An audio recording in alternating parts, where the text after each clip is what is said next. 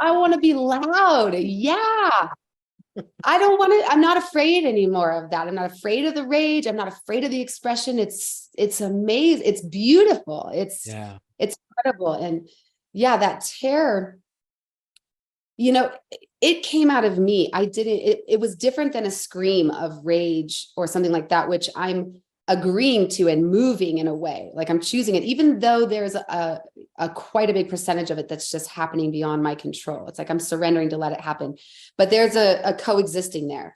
And the terror, when it came out, was its own entity that came out of me, like hurling out. I was like, what was that? Where did that come from? It was so loud and piercing and intense. And when it was gone, it came from like this part of my body. And when it was gone, everything just relaxed. All right. Thank you so much for coming. And this is a part 2. So part 1 was pre-ISTA level 1. And now we're having a conversation post-ISTA level 1. And I know we commented off camera, but your whole energy structure is changed. Like your eyes have a different level of clarity. There's an embodiment in you. Like there's a presence. Like before, when the last video, there was a bit of like flightiness, but you're like, here. Yeah. And I love it. So tell us, what's been your experience post this ISTA level 1?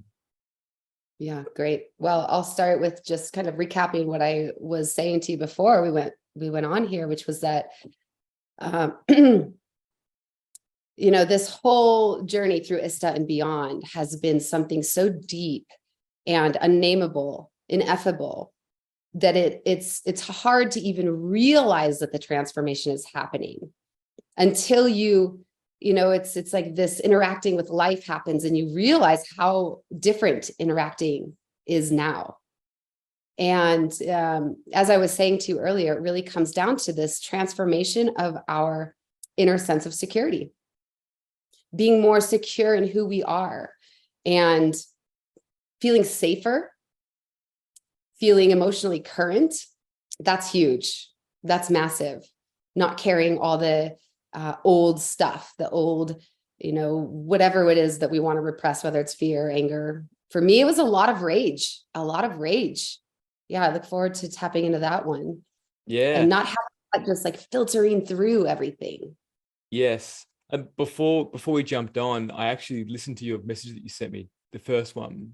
And also before we jumped on, you wanted to reschedule. And you sent me a message saying, hey, join me at 4 or 4:30. And I was like, cool. When I read between the lines, I'm like, okay, cool.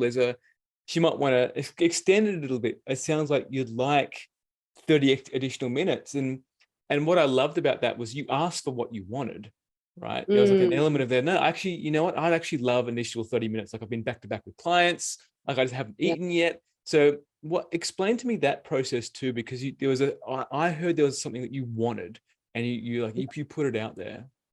Yeah. Oh yeah, absolutely. Definitely the opportunity and the practice with asking for what I want or need, but even furthermore, saying no to what I don't, which is also what I went in there for, was to own my sacred no. And I've struggled with that. And I did a lot of both in different ways. And I had an opportunity to see that the reason I was afraid to ask for what I wanted was because I was afraid that somebody would say yes when they really meant no. Wow. And that I've been saying yes when I really mean no, of course. So I had many opportunities to explore this, and I gave a lot of no's. Until to the point where I was so confident in my no that I was just like, no, not even a chance, not even a little chance. Like, this is not happening. And not even having, not having the doubt of myself in that, which is my radiance, the doubt. And I had the opportunity, a friend of mine who was also in the training came and stayed with me this last week. And we've had our own little retreat over the last week that's been every bit as powerful. And I had a lot of opportunities in her reflections to where I noticed in the past, I would have taken this on and thought, maybe I'm doubting myself, like maybe she's right, and I should consider this perspective. And I've done that for most of my life. And in this moment, I really had the distinction in my feeling body of what's aligned and what's not. And I had the ability to say, no, I feel so clear about what's true for me. And I'm not going to be swayed on this. Like, I'm very, very clear about how this feels in my body. And this feels like truth to me. And I'm going with that. And I have this confidence and security that was there before, but wavering, waffling a bit. You know, I was easily influenced to doubt. Thank you. Yeah, I hear that this process and this journey, this transformation has really brought a crystallization of your sacred no and what your sacred yes is as well. In your messaging to me, a few things came up that I'd love to speak to. The leaky sexuality component, where like you would be approached by an energy of wanting to latch and clingy and this sexual energy from men, and then you being able to confront that. So what was your journey with that? Oh, that's a great question. So as we talked about in the last one, I believe the avoidant coming from an avoidant attachment style. And there's a couple ways I've worked with this to become more secure in my attachment style. And one of them is vulnerability. And the other one is confronting what I'm avoiding. And I had a lot of opportunities during this experience to confront, to notice I was avoiding someone for a specific reason, that I was afraid that they were going to want something from me, you know, sexually, especially. I know the first few days, you know, closed container, and I was scared of it. Oh, I was just like, oh, I don't want this to open. I feel so free in this because there's these boundaries. And I was so nervous for it to open. And then it was a beautiful opportunity to experience that and have that energy come and be able to do that. And going willingly, you know, I went and sought people out every time. And I said, hey, I want to name that I've been avoiding you because I feel this is what my perception is, and this is what I'm experiencing, and this is what I feel. And this isn't something that I want with you in this context, but this is what I'm available for, is this over here. You know, are you interested in that? And every time it went so beautifully, and I just felt more strong and empowered in it. And they were so appreciative. In fact, I've been still talking to a handful of these people about it because we're just going deeper and deeper into the possibilities of, you know, of decoding what the energy is and how to work with it, how to transmute it, and where it's coming from, you know. And a lot of times it comes from what my avoidant now perceives as, oh, there's an anxious attachment style. I can see that from a mile away. Let's not avoid it. Let's go here and say, hi, anxious, you know, what's happening for you? Let's look at it and talk about it. And it's been very productive, very productive. Beautiful. I love what you spoke to there about there was something in your body that would tell you that you were avoiding. And I feel like speaking to the somatic, what the experience is, like what's the sensation in the body, gives people access to understanding and mapping it for themselves. So for you, Ray, what does that sensation of like avoiding feel like for you in your body, if you could name it? That's a good question. I haven't quite put into words. Let's see. It definitely feels like shrinking. And yeah, I mean, it's kind of tracking people, making my choices based around what other people are doing and where, and feeling limitation, a sense of limitation. Don't go this way or that way, or turn my head this way or that way, and not make eye contact. You know, if I see someone walking toward me that I'm avoiding, walking the other way. And a general feeling of my energy going lower, or my not feeling in my power, not feeling like I even have this choice. It's more so basing my choices around what not to do, rather than feeling full freedom to show up and connect. For sure, not feeling able to connect or achieve some sense of intimacy. Yeah. And over time, the more boundaries of those that exist, the less energy I feel, and the less joy I feel, and the less alive and less embodied, and the less here, and the less love. Yeah. Yeah, beautiful. And thank you. What else do I want to speak to this on this? This is because I feel so I feel so content like all the time now just talking to you. It's, well, where can we go? It's all playfulness, right? Yeah. Um, I'll speak something else to that if it's all please. right. Yeah. One of the things that I really loved that I've never done before was the conscious goodbye. Like, and I've never even considered this, that in a container that's been created, that you could realize who and what situations you've been avoiding or that have been unresolved, even if they're just tiny things. And actually going to that person and saying, you know what, I'm going to name this thing before we say goodbye and have a chance to resolve that. And doing that, when that first started, I thought, I've done that all week. I've confronted everybody and I don't have anything left. And so I sat with it and I thought, maybe there's something microscopic. And I had a few, oh yeah, there's a few things I haven't named yet.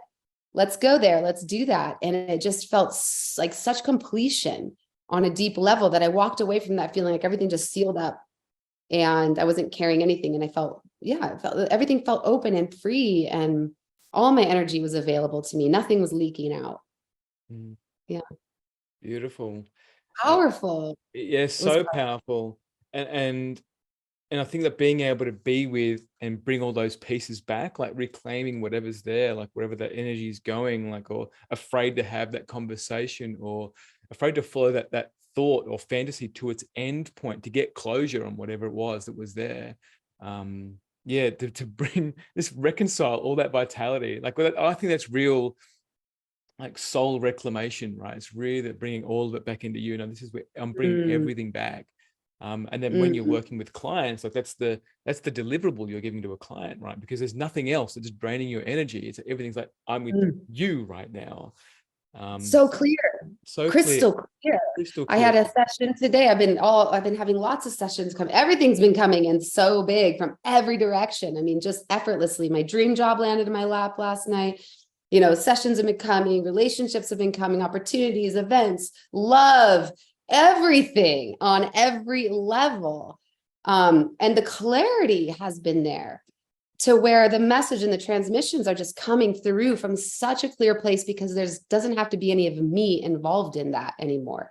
There's no murky, muddy interference there. It's just like coming through because I decide to show up and transmit it. And then, yeah, it's, Whew. There was something that you mentioned in the note to me was you feel resolved inside, because normally you'd have a laundry list of stuff that you want to work on. Now, I think it's really common for people to have like, I need to work on this and this and this and this and this. And then when you have a somatic experience, especially in group, like there's something that shifts at a radical level. So tell me about that experience. yeah, that's a good one. Yeah, I have always felt at some level a discontent, like a deep unease that I felt was the human condition and didn't think it was possible to feel peace and contentment or resolution inside. And I have had people in the past say, what, you don't feel peaceful? And I'm like, no, but do you? Like, no, there's this buzz inside all the time that I couldn't sit still. And turns out to be rage, or actually it's fear. It was the fear of the rage, the fear of what that could do to someone or myself that I was pushing down. And the release of all of that, the massive release of all of that, and getting current, coming to a point where by the end, I really felt content. I mean, to the point where I could close my eyes for hours and just think, oh, I feel so good. I feel so good in my body. I feel so good. There's nothing to do. Just in so much love pouring out, so much connection, and so much to give. I mean, my feeling at the end of it was, I'm ready to be in service now, because there's nothing I can think of that's left. And the work never ends. The refinement never ends. But it was more this never feeling resolved on the inside in terms of that contentment, and always feeling that there was something I needed to do for myself to transform this. And I couldn't give to somebody else because I had this deep unrest inside, and I couldn't really be there and show up in that way. Yeah. And yeah, I walked in with a laundry list of intentions. I mean, I must have had 10 things.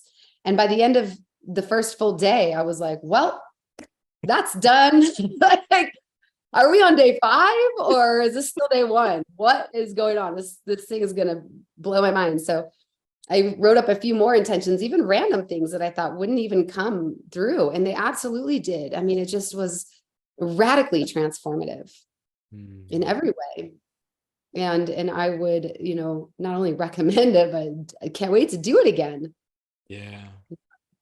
Yeah, I'm overdue for it. I'd love to go back and do another level 1. I'd love to do a level 2. And I think for me, it would be geographically doing it somewhere else. Like I want to not do it in Australia. Like the Australian one had like 100+ people there. That's a lot. That's a lot of people. And a lot of it was backlogged from COVID. And like my partner went, and what I heard was there wasn't enough space, like to really be present enough. It's like having one teacher with a class full of 100 kids, and sure there were facilitators there. And I know that it's a very small community that does this kind of stuff. So we're all kind of know each other, either first or second degree, friends of friends. And so for me, like when I traveled to do my level 1, that was a game changer for me because I had other people from other parts of Australia come. So I know for me, I'd love to go overseas and just have that different experience of energy, to have that sampling of other energy. Yeah. And, some of the activities that we did, my particular favorite, and one of the reasons I went was the morning share circle. It was only 15 minutes long and we had 50 people. And this to me was the juiciest part of the whole thing. It was getting in the middle of the circle and being vulnerable in whatever way came out. I mean, when people would get in and share their rage and frustration, wow, did that impact me? You couldn't take my attention away. I was so engrossed in this. And going into the circle and feeling that was so transformative because that was an edge that I was at and ready for with my own vulnerability that was not accepted in a past relationship, a recent relationship. So, I had a lot of re-traumatization with that. And I knew that I needed this. I needed to be vulnerable and be seen in that. I was still afraid to cry in front of people, so I went in a lot and I just expressed in whatever way came through. And I found it to be one of the most healing things, especially like we talked about before, the shame circles and things like that. I mean, wow, I just want full days of this. Yeah. Where everybody has a chance. And I can't imagine with 100 people being able to meet everybody's need in that way. Yeah. Yeah. And you mentioned before the rage in the circle, and you mentioned before about getting to terror, and terror is it's a different experience being able to go through terror, because we talk a lot of somatic experience, and you go through rage, and rage is okay to get to. Terror is that next tier of like a self-annihilation place, right? And when you said to me that you experienced terror, like you screeching in terror, Wow. I was like, yes. I was like, oh my God, she went there. I was like, oh yes. And then what was that like? And you also said, I didn't want to scream into a fucking pillow. Like I didn't want to cover my hands. I'm like, no, I'm raw. I want to be loud. Yeah. I'm not afraid anymore of that. I'm not afraid of the rage. I'm not afraid of the expression. It's amazing. It's beautiful. It's incredible. And that terror, it came out of me. It was different than a scream of rage or something like that, which I'm agreeing to and moving in a way, like I'm choosing it, even though there's a quite a big percentage of it that's just happening beyond my control. It's like I'm surrendering to let it happen, but there's a coexisting there. And the terror, when it came out, was its own entity that came out of me, like hurling out. I was like, what was that? Where did that come from? It was so loud and piercing and intense. And when it was gone, you know, it came from like this part of my body. And when it was gone, everything just relaxed, Yeah. you know, and I had a few more releases in different parts of my body, and those parts relaxed. And after that experience, that was the massive change. I mean, I felt like I had released demons, Yeah. you know, and I felt so relaxed. I felt so juicy. You couldn't move me for hours. I was just like, oh, I feel so good. Oh, and I was so playful. You know, I just had a whole new, I felt reborn. I simply felt reborn. Yeah. Wow. Thank you for sharing that. I felt all of that. Um,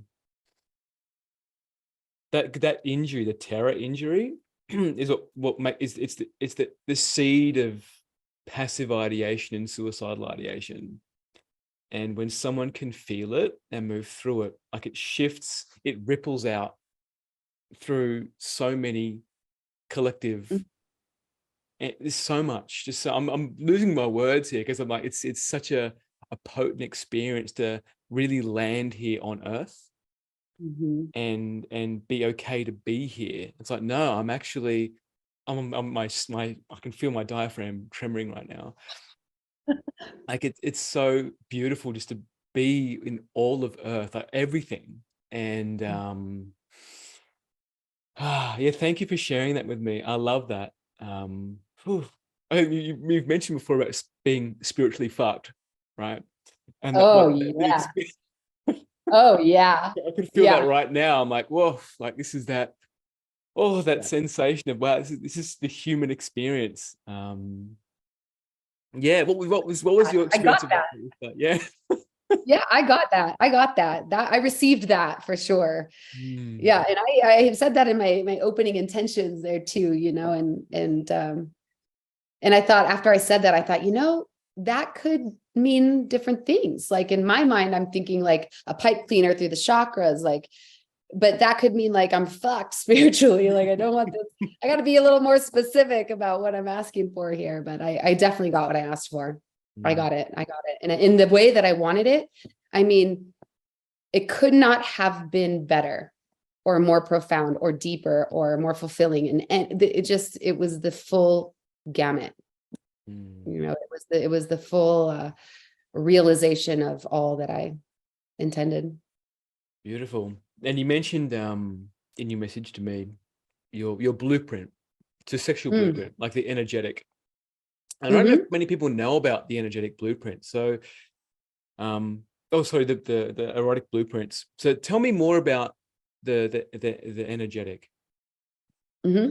Yeah. So, well, just a quick recap of the different types. You know, you have the sexual type, which is the kind that just wants to put it in the hole, or like, you know, just by looking at a body can feel turned on. The sensual type, which likes the soft sensual touch. The energetic type, which is more tuned into how the energy feels. And I'll come back to that in a second. You have the kinky type next, which is the taboo, bringing in the taboo. And then, of course, the shapeshifter, which is all of them.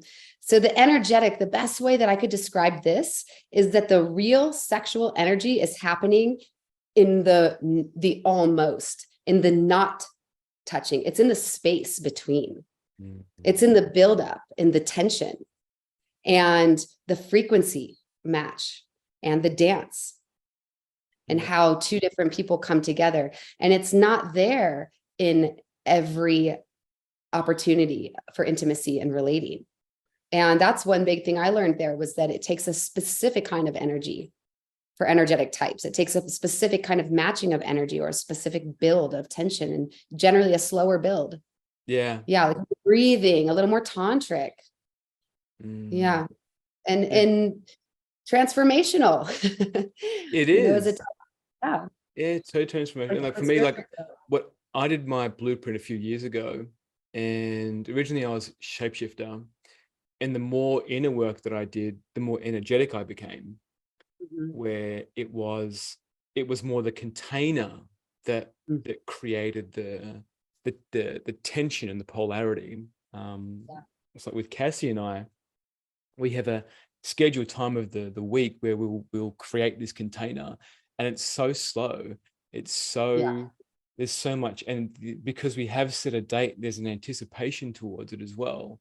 And it's also like a completely different dynamic for where before, like other partners where it would be completely sexual, and these would tend to be partners who have come from some level of abuse, or where it was always, they needed to be physical all the time, physical. And for me, that really left me feeling used.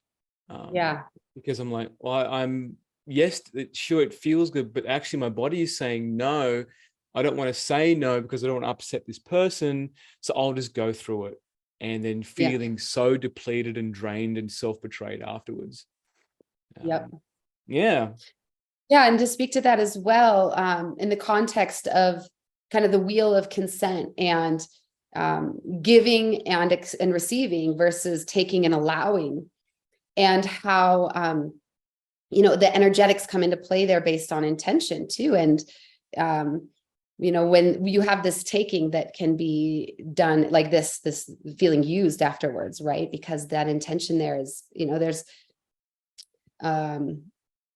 it's almost like the taking, there is a form of taking that really, really works for the energetic type. Yeah. That can work, because even though the taking is taking for their pleasure, and that's part of the allowing turn on, there is a deep down desire of that taking is for the other pleasure too, but there's an energetic agreement almost that can facilitate that. And yeah, I noticed that come a little more into play with energetic types, that they can be in these brackets a little bit more, but under real, like there really has to be the consent, and it really has to be an energetic match.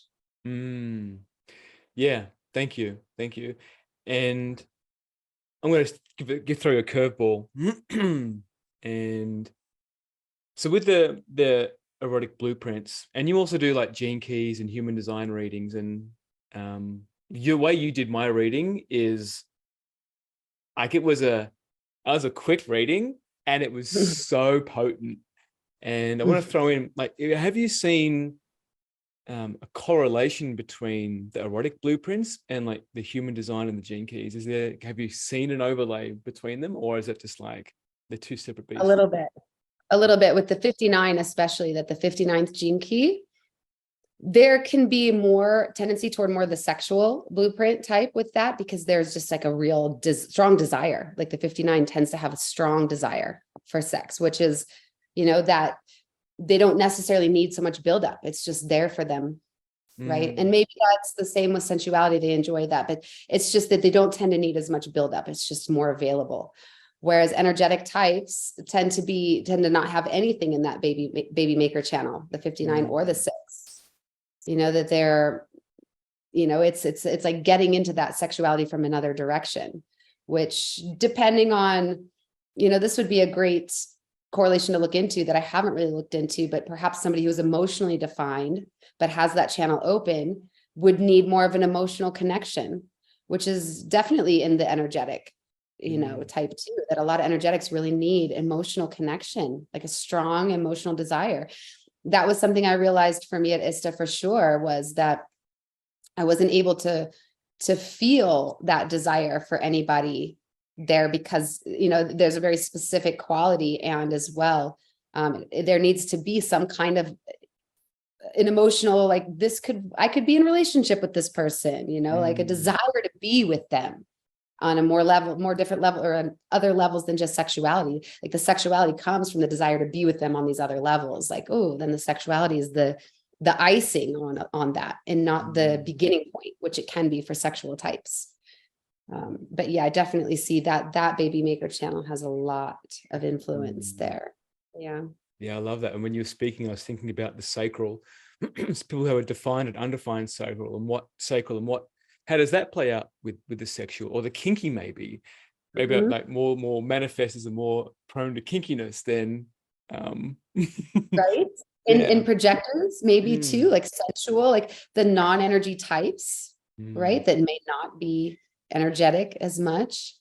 That's interesting. I'm thinking just in terms of my son, he's very tactile. Like I could see him developing to be more sensual in that way. He's a manifester, and that, Yeah. And energetically, I noticed that he doesn't, just in our relating, that he isn't really attuned energetically the way that I am.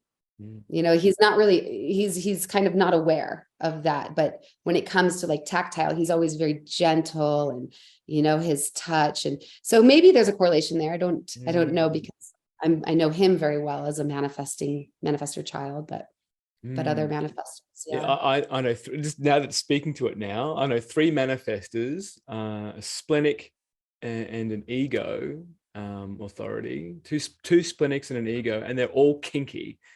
Like they're all like, tell me your kinks. They're all that kind of that kinky energy. So I'm curious now. Now that I put that marker there, I'm like, oh, what I could see that. Yeah. Yeah. Yeah.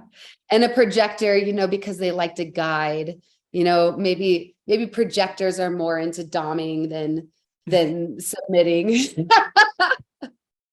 Or manifestors too, you know, and it's the generators that are like, all right, use my energy. What do you want to do?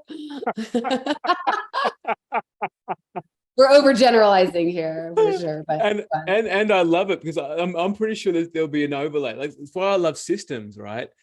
There's always some subtle always overlay, always. And there is. Yeah. I think that's why Yeah. I loved your reading, is how you overlaid the human design and the gene keys. And like you've done gene keys from like day dot, right? Yeah. I You started first with the started with the gene keys.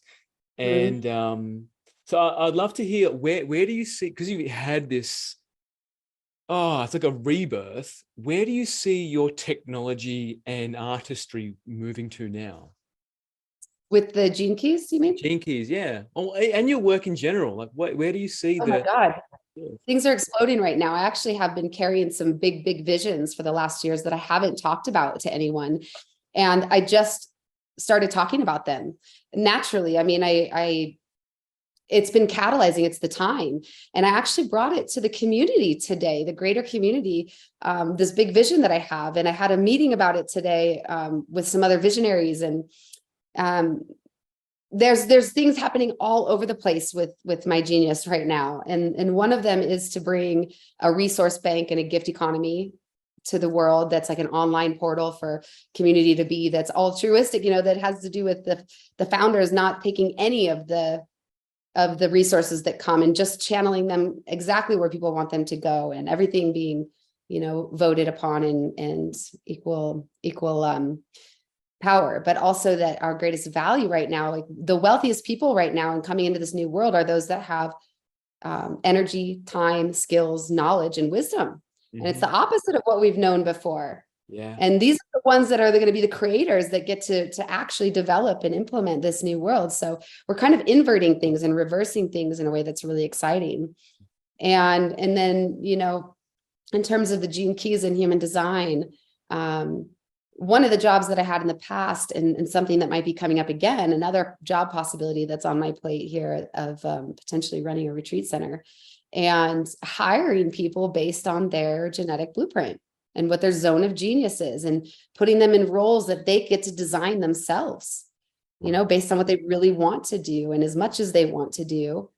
And yeah, it's just new blueprints for codes of operation and interrelating, and bringing a lot of authentic relating and conscious communication into all of this. And wow, there's just, it's so big. There's a lot of land projects happening, and yeah, people wanting to expand communities, and it's the world is rapidly moving in a direction that I look forward to seeing emerge. Yeah, me too. And when you were speaking, then my ears were ringing, which for me is usually a good sign that whatever's coming through is pretty high vibrational. That's a good sign. Good sign. So in your relationship with community, where do you see community tends to implode on itself? Oh, communication, 100%. Communication, conflict resolution, unresolved emotional issues, not being current emotionally, projecting that onto other people, having expectations of how people should show up and that they should be like us, and value what we value, and not making space for people to be different and unique, and that, really radical acceptance of each other as unique individuals, and finding a way to harmonize with that. Yeah, everything communication, I think avoidance patterns for sure, not confronting things or not knowing how, and not doing it in a way that's actually productive, but that can cause more harm. A lot of this, I think, the authentic sharing, the vulnerable shares in community are important to bring current what we're holding on to, resentment buildup. Yeah, holding things against each other without being able to name it. Yeah, a lot of this. Thank you. Because I've seen communities build and maintain like not so much a parasitic, but something else that's there, like a black mold, like a mold that's there and it persists. Yeah. And then unable to enroll leadership into speaking to what's there, particularly with in tantric style communities or communities that have a spiritual, an overarching spiritual nature, where there's not a will to confront, because anger is seen as something that's not appropriate, because anger's that boundary creating emotion where it's like, no, this is wrong. There's something that's here. And then being able to tease apart, well, is it wrong, or is something, is you're just upset about something because you didn't get your own way? Yeah. And being able to speak to that powerfully and create a diplomatic space to explore the logical side, the vision, and what's actually going on for the individual in that process. I see it as a triangle as I'm speaking to it. But what would you say could create an access to this? Because I do feel like there's something that's bubbling to the surface here, like whatever poison or whatever toxins that are around right now are coming up. Yeah, I think, yeah, I fully agree with you. I think you're really starting, you're feeling and pulling something forth that I think is really important here. And these authentic, that share circle, that morning circle, that share circle, that needs to happen in communities more often, where it's not directed necessarily at a person, but somebody can get in the middle and release that tension, release that rage, just go in and like, I'm so frustrated, I'm so sick of this, and I'm so sick of that. And it's not directed at someone, but everybody gets to witness where they're at and how they feel. And then, as a follow-up, after everybody's had their chance to purge, then it's a lot easier to tease apart, because the emotional body is released. And therefore we can be more clear, our limbic system can turn back on. We can be more clear in our communication, in our thought process, and have access to the ability to name and to speak to it. And to it's a lot easier to ask for things when we've released that, because we need to be heard and seen in that first. So that needs to just come out, like to make space for that, because then it's not wrong to feel anger and rage anymore. Or to even go and, I had the first time I walked in, I felt a lot of grief, and I hadn't ever grieved in front of anyone before like that. And I just went in and grieved. And the second time I had a bunch of gratitude come up. And the third time it was a lot of fear. And I had an opportunity to feel, my body was just shaking, and I was using my voices to speak to all my inner voices were having a conversation out loud in a way that could be seen. And, the real fear that people are carrying is to be seen in their feelings and to be seen in their uncontrollable emotions. And once we hold that container and allow that, I think we resolve, reduce, and remove a big block to authentic communication and relating. And then we can really address it and say, okay, thank you. Thank you for sharing with us how you feel. What do you need? Thank you. When you're speaking then, it reminded me of the corporate world too, where like I was 17 years in corporate, and there were moments where I just wanted to explode. And then speaking to hypocrisy or accountability or bullshit, like trying to bring in human resource values when the company was completely over about money, right? Just own that you want to make money instead of like trying to bring in family values and no, we're a family and we're this and we're that. And no, you're not. We're not. It doesn't feel like a family to me. So Right. being able to, like, in that corporate sector, because that repression of all that rage and hypocrisy and resentment, like, it builds silos, and then you see catastrophic failures happen, particularly in industries that require levels of accuracy and conscientiousness and teamwork. Like I'm going to speak to the military, because the military pops out to me, where the military and industries, well, in the, and even artificial intelligence, where we've got people, men and women, working in industries that can influence the entire planet, and they're not being able to speak to their emotional experience of what is being created. And I see that suppression of the emotional, and then how it betrays our own inner compass of morality. And sure, morality is made up to some degree, and everybody has a compass that is I think is aligned to the betterment of humankind, of mankind. So in that corporate space, being able to speak to everything that's going on for someone non-judgmentally, or but non-condemnationally, like being able to speak to the frustration and the alienation, or the what's missing, like the pieces, the analog signal, how we try and digitize it and we make it binary. But then there's an analog, there's all these other nuances in the human condition that we miss when we're trying to coax it into a model of what's right and what's wrong. I spoke a lot there. I don't know what you got from that, but that's what came out. I'm enjoying it. I'm receiving it and seeing through this lens of yours. And I agree. Yeah.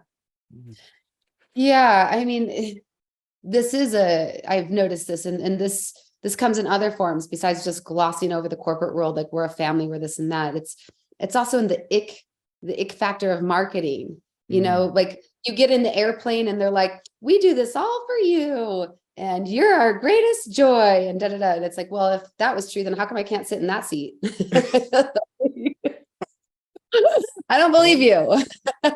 You are definitely doing this for money. How come I can't change my ticket? And how come I, have to pay for whatever? You're not doing this for me. You're doing this for you. And it's that, that's glossing something over because they're trying to access our heart, but it's coming from a place of manipulation and not authentic, and it's okay to be authentic.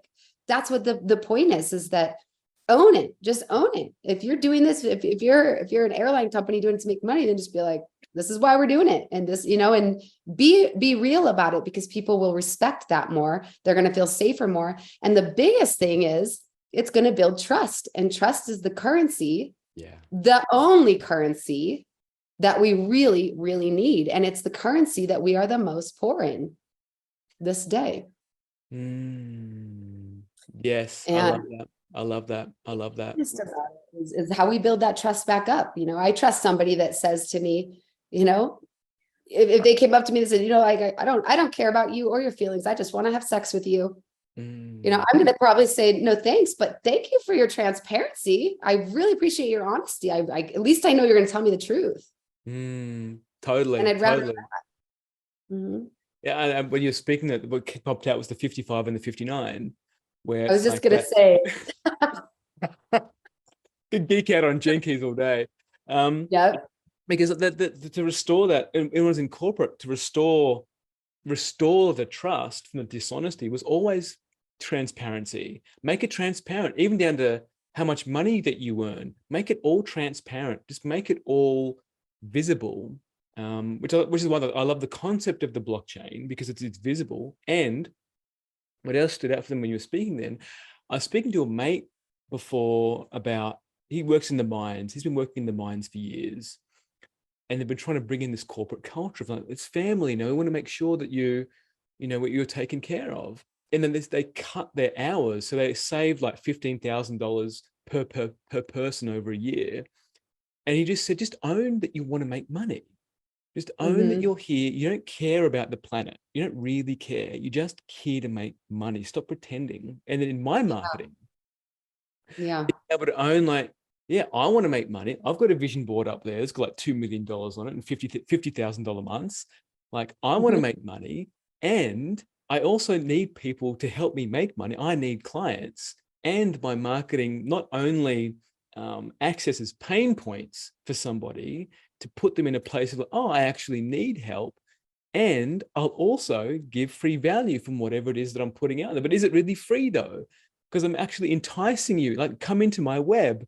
Look at this web. Look at how beautiful it is. Look at how shiny it is. Or, okay, I did a course of masterclass a while ago about owning your predator. Oh, that's a good one. That's a good one. Yeah. And your greed would be a good one too. Own your, any shadow. Any I love shadow, it. yeah. Just make it public. Like I like an anglerfish is a great one. So in the workshop, I had a woman say, "I'm not a predator. I don't know what I am," and said, "Well, talk to me. Like, talk to me about how you entice people to come in, like with your son or your daughter." And she was like, "Oh, like I dangle something in front of them, like, come over here." And then it's like kind of taking them in. It's like an anglerfish. So don't pretend that you are a predator nature. Just own it. Yeah, that's the freedom with all the shadows, really. To be in denial of our shadows doesn't mean we don't have them. It's like what Richard Red says that I always loved. I might have said this in the last episode was say it again. It's better to be fucked up and honest than to pretend to be perfect. Yeah. It is in these days. It is. And trust currency comes with that. I mean, it kind of is similar to to go back to the beginning of this, when I said that part of the reason I didn't want to ask for what I wanted was I was afraid somebody would say yes when they meant no. And I've had a few opportunities, especially with bringing my vision to some other visionaries and some people that I really respect that have some skills that could contribute.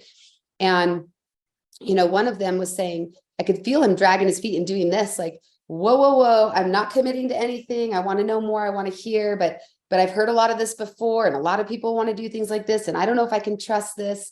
And I said, your boundary that I'm feeling is welcome to me, because this shows me that you are committed to yourself, to your integrity, to your own vision and your own alignment, and that you're not going to say yes to something that doesn't fully align. And I trust that. That makes me trust you more. And I actually value you more. You're showing me that you're someone that I can trust by saying no, by not saying yes too easily. Yeah. Yeah, I love that. Yeah, when you were speaking that, it reminded me of, I do a lot of DM reach outs to people in my Facebook field. And sometimes these are women and men who are attached to they're not attached, but they're attuned to their instinctual nature, and they can feel my predator. Like, I'm going to ask you some questions, and I'm going to tease out, like, do you need my help? Through establishing, like, what's your injury? Like, show me what your injury is. I don't want to expose my injury. Or I know you're trying to get to my injury. Just say you want my injury. And there was a woman that I reached out to and said, "Are you trying to sniff out if there's something wrong in my community?" And I haven't replied to her yet. So I'm like, so it's just sitting there, because I could feel it, because I've got, like, I want to jump to my gene keys again. Like, there's a part of me that wants to fight, right? I think it's a 38 or the 37. 38. Yeah. And I'm like, when I feel someone coming up against something, I'm like, I'm going to fight you. And so I've not replied to her message, because I can feel that the fight in me. So I'm like, I'm just going to have this fight in me right now instead of with you. And I love it. And then I was making dinner last night, and Cassie looked at my face and went, "John, what's going on with your face?" I'm having a fight with someone in right now. Because I'm like doing all these ones, like, and like this, and I'm like, aspecting on the inside. So yeah, there's something in being able to own all of that, and the boundary pushback. No, I've heard this before. I've heard this, and also being able to speak to it. I think so. That injury, like in characterology, that injury, the mistrust injury. Trust. I was going to say it's trust. Yeah. Yes. Yeah. The schizoid has it, and the rigid has it. So the schizoid, it doesn't want to be on Earth. So straight away, they're hyper vigilant to anybody that could take their life away or take away their autonomy. And then the rigid is forever afraid of being betrayed. So there's like, oh, you're taking it. I can feel there's an emotional entanglement happening here. Like, you're using emotions against me. It's like, oh, Yep. "I- Yep. I'm not gonna let you in," or "I know you're after something," which can also tie into flirtation, where there's the predator of flirtation, where you don't always know you're using it to charm, but deep down you're actually just like slowly encompassing someone in all of this like charm type energy. So yeah. Oh yeah, I mean, it all ties back into trust and trust currency, right? And how we've broken trust, especially in marketing and corporation and capitalism all together. And it's, God, in the DMs, Jesus, where it's happening. It's really happening so much that even me, if I sniff out any of that energy, I'm like, nope, I'm putting up a wall. I don't want any, this, I'm going to coerce you or like subtly whatever into paying for my thing. And I'm not going to tell you what my thing is either, because then you might see that I need your help and then you're going to try to get me to pay for that and da, da, da, da. Like, it's just all from that same wound of lack of trust, of being used, being manipulated and being used. And I love the approach, the authentic, honest approach, like this woman that you're, unraveling this trust conundrum in the DMs. And if you simply replied just yes, and nothing else, like it's just like no is a full sentence, so is yes. And just like yes, if there's no explanation, then there's nothing there's nothing wrong. Like if you're only need to explain if you feel ashamed of, or if there's a reason to do that, right? Yes, it is. So do you want to go further or not? Exactly. Because that's unique. That's going to catch people by surprise, because that honesty is not happening. Yeah. Oh, and I've had that before too, where someone's made an assumption about me. I mean, and I can tie in both with the fifth line as well. And I'm also being a predator and all of it. So like, yeah, I am. And then just sending her a voice message like, yeah, I am straight. This is what I'm doing. Like, I get it. And just being completely honest and open. She's like, oh my God, John. Like, I just thought you're like every other coach that's out there that's looking to get something. So yeah, I am. And yeah, which is great. That's great. That's the thing that's missing. And that's what's so, there's another coach of a different sort, not a relationship coach, but a different kind of coach that I'm friends with on Facebook. And right in the beginning, when I started my new page, I made that declaration of I'm not here to charge anybody money, and I'm not here to pay you money. I'm here for relationships. And that's what I use Facebook for. And he said, well, why are we friends then? Because I'm here to make money. And I was like, great. That's authentic relating, in my opinion, which is what I'm here for. So as long as you're okay with me not paying you the money and you still want to be friends, then let's keep doing this. And he was like, sounds good to me. I was like, but it really shocked me, because he showed up in my comments saying, I'm here to make money. And he posted that on his wall too, of like, just after that, just to be clear to everybody, I'm actually here to make money. And I'm using my page to catalyze business and bring people forward. And I was like, wow, that's refreshing.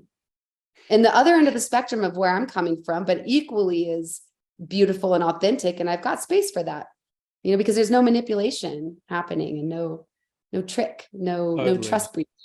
Totally. Which is why for me, which is why I do podcasts and conversations, because I'm like, cool, okay. No, I see there's nothing that is worthwhile paying for here, but I'd love to have a conversation with you. Like, who are you? What are you doing? Like, there's something about you that I find fascinating. What is that in you? And allowing that to play out too, because the same thing would happen in the street. Like if I'm going somewhere and I just see someone, but Facebook's just expanded and social media's expanded the landscape of where connections can happen. Cool, let's have a conversation. What's there for you? Yeah, and you get to expose yourself, and then people get to see you in action. And really what people need to see, and they're getting an opportunity to see through this, is your frequency. Yes. Like coming from, because they're going to feel it, whether they know what's happening here and here and here or whatever. The frequency is what they're tuning into, and they're like, whoop, I'm orienting to that. Thank you. I like that. Yeah, and thank you for speaking to that, because when I create written post, it's very two-dimensional. And when I'm speaking or on video, or someone sees me in all of that rawness, it's like, oh, John, he's just like he's an okay guy, I could talk to him, I could tell him how much of a fuckwit he is, or how much I love him, and he'll be like, yeah, okay, I agree. I liked this post. I didn't like this post. It's agreeing or disagreeing. It's more about the content and less about the energy. Yeah. Totally. Yeah. I feel complete. Is there anything else that you would like to speak to? Oh, wow. I just always appreciate deep diving with you. I love the container that you create. It feels really like safe and open and fun and exciting. And your energy to me is, it's juicy and it's ripe. And I love doing these and I'd love to do more. There's lots of things we can talk about, at that kind of probably go outside of the realm of relating. So we'll see. But Right. I'd love that. I'm not tethered to that. I'm like, let's just go everywhere. yeah, I mean, there's endless possibilities, and this is fun for me. You're fun, and it's exciting, and I'm really grateful that your energy is here on the planet, and that you've showed up in my life and invited me to experience you this way and participate. And I'm excited for what you're bringing to the planet and the world. I'm excited for the people who get to work with you, and I'm excited to be working with you in this way. And yeah, I'm so grateful. Thank you. Yeah. Still with that land. Thank you. Thank you, Ray. It's a pleasure to have you on. Wow. Yeah, that really landed. I can feel I'm giggling. My voice has gone all over the place. I'm a little kid now. I can feel it's like 3 or 4-year-old. Like, go giddy. Yeah, thank you so much for being here and agreeing and just being so honest and transparent in your experience of life. And thank you for like that Yesra experience and sharing your experience and actually going to that edge and waiting for the right time, like not rushing into it, like how everybody else is, oh, you got to do it, you got to do it. No, it's not. Now's the time. And honoring whatever that was there for you, because I really feel we're shifting the wheel of samsara or whatever it is that we're doing here. It's so beautiful and birding everything right now. So now let's make this heaven on earth happen, right? Let's do it. And being really excited by that. So yeah, really feel like you're a pillar, a lighthouse, and my legs are shaking as I'm speaking this. There's something that's I love it.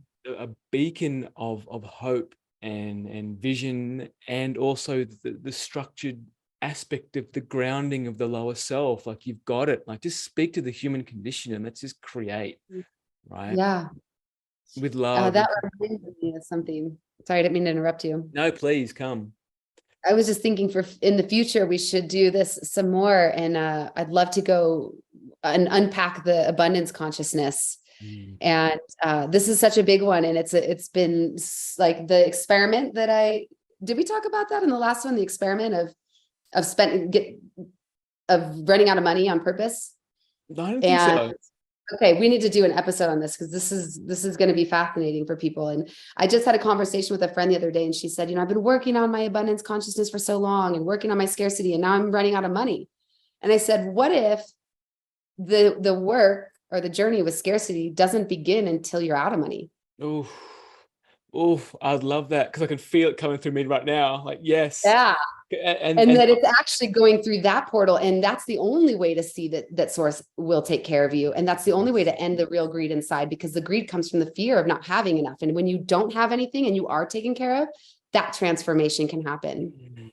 And that's the journey that I've been on and taking. I'm on the other side of that now. And I'm seeing all the fruits coming from that, because there's no more fear. There's no more fear of not having. I'm actually more comfortable now in the not having, because I feel free and magical and abundant in other ways. But now the abundance is coming, and I'm like, all right, I'll just take it all. I love that. I love it. Just super quick. Like, when I started running out of money, I was confronted with the choice of like, well, do I want to do this business or not, or go try and find this corporate job, half-assed corporate job?